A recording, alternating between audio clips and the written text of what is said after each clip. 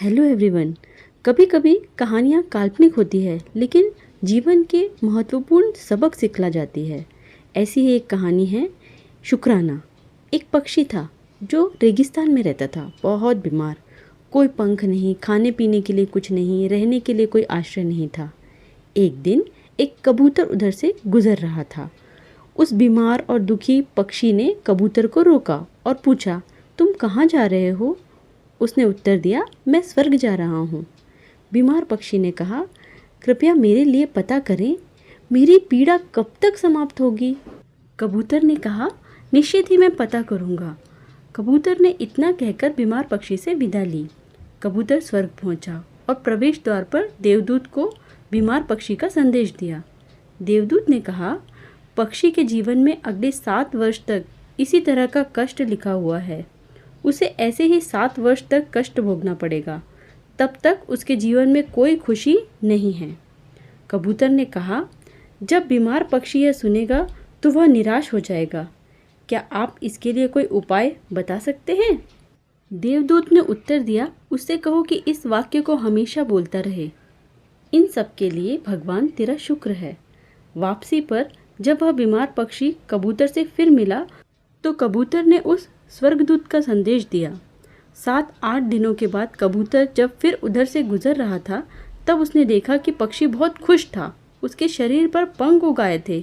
उस रेगिस्तानी इलाके में एक छोटा सा पौधा लगा हुआ था।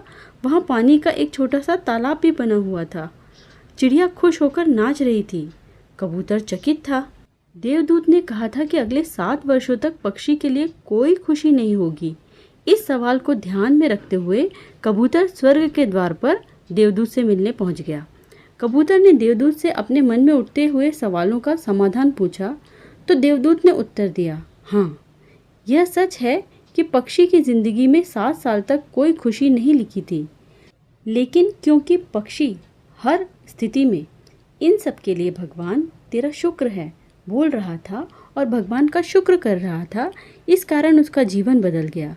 जब पक्षी गर्म रेत पर गिर गया तो उसने कहा, इन सब के लिए भगवान तेरा शुक्र है। जब वह उड़ नहीं सकता था तो उसने कहा, इन सब के लिए भगवान तेरा शुक्र है।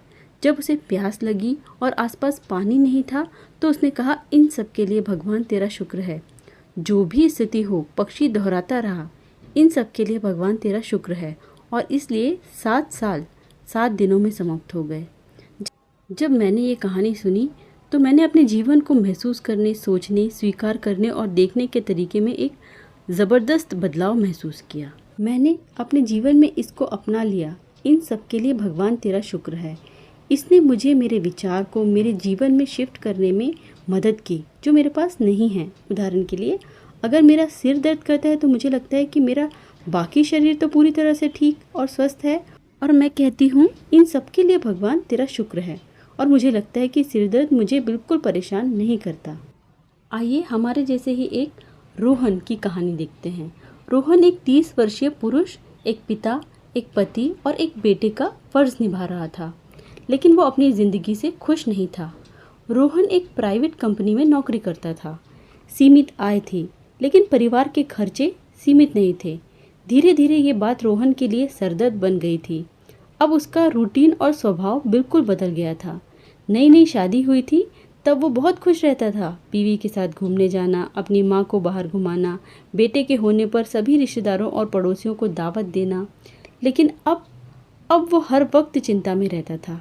हर वक्त बस यही सोचता था कि आए दिन रिश्तेदारों का घर पर आना, परिवार का बढ़ता खर्चा, सरकार का बढ़ता हुआ बिजली पानी का बिल और आयकर, ये सब कैसे मैनेज होगा। हर वक्त चिंता की वजह से वो बहुत चिड़चिड़ा भी रहने लगा था।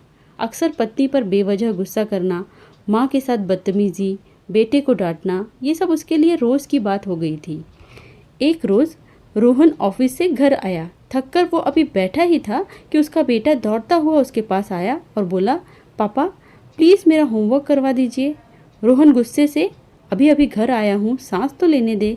पूरा दिन घर में बैठे बैठे करता क्या है, खुद का होमवर्क भी नहीं कर सकता। रोहन की डांट सुनकर उसका बेटा अपनी पुस्तक और पेन लेकर अपने कमरे की ओर चला गया। रोहन की बीवी उसके लिए ठंडा पानी और नाश्ता देकर अपने काम में लग गई।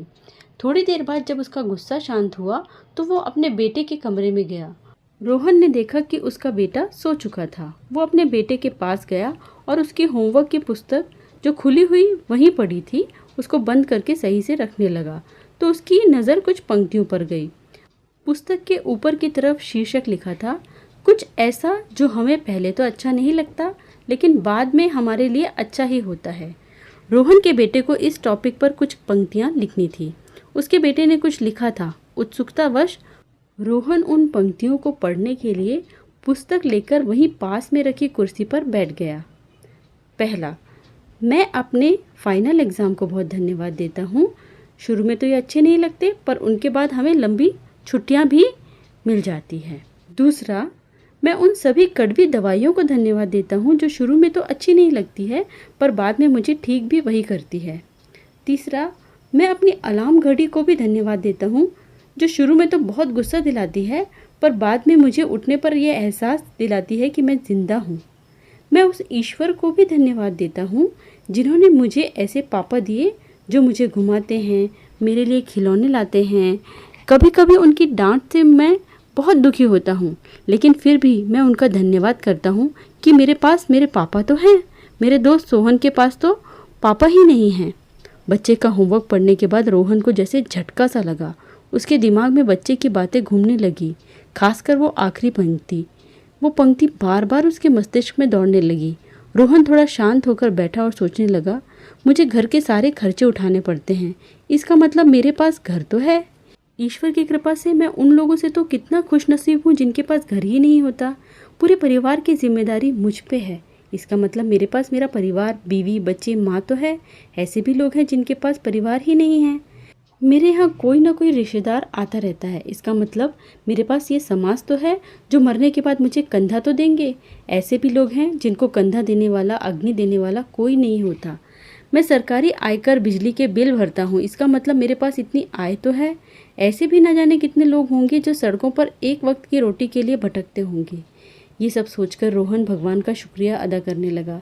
वो सोते हुए अपने बेटे के पास गया और उसके माथे को चूम लिया। आज उस पुस्तक में लिखी एक छोटी सी बात ने रोहन को पूरी तरह से बदल दिया था। अब रोहन बहुत बदल चुका था। उसका चिड़चिड़ापन, उसका गुस्सा बिल्कुल खत्म हो चुका था। इन दोनों कहानियों को सुनने के बाद ये पता चलता है कि हमारे सामने जो भी परेशानियां हों, जब तक हम उन सभी को नकारात्मक रूप में लेते रहेंगे तब तक हम हमेशा दुखी ही रहेंगे, हमेशा चिंता से घिरे रहेंगे।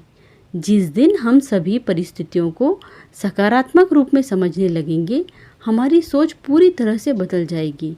हमारी सारी चिंताएं, सारी परेशानियां, सारा तनाव कम हो जाएगा। किसी ने क्या खूब कहा है, मत पूछो आगे क्या होना है, आगे की चिंता भी क्या।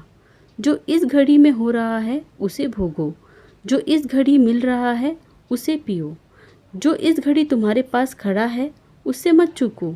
अगर थोड़ा सा सुख मिल रहा है उसे भोगो। तुम इस क्षण अगर सुखी रहे तो अगला क्षण इससे ज़्यादा सुखी होगा और यह निश्चित है, क्योंकि तुम सुखी होने की कला को थोड़ा और ज़्यादा सीख चुके होगे। मिलती हूँ अगले वीडियो में एक नई कहानी के साथ। तब तक के लिए खुश रहिए और दूसरों में भी खुशियाँ बांटिए।